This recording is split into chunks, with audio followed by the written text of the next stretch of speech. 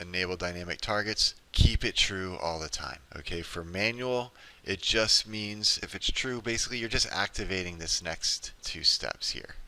20 pips for target, and then looks for a 2-column roadblock. So for the manual trade, if it goes up in profit by 20 pips in profit, then it'll look for the next 2-column roadblock to get you out of. So if it's in clear roads, it may get you 25, 30, this kind of thing. So you can do that with your manual trades.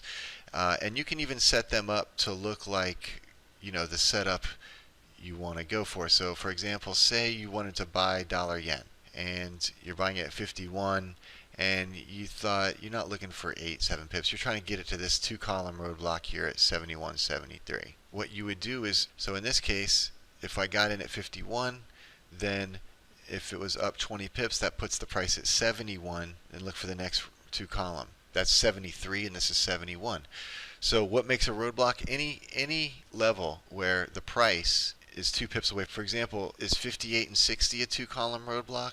It is, because if the price is at 58, then it'll be obviously less than 2 pips from 58, and it would only be 2 pips from 60, so that's a level. Now, at 60, actually, right now, and it will change in the future, but right now it does not look at the 5th column for roadblocks. It only looks at the first 4 columns, okay? But for example, say there was a 62 on this 4th column. Would that be a 3-column level?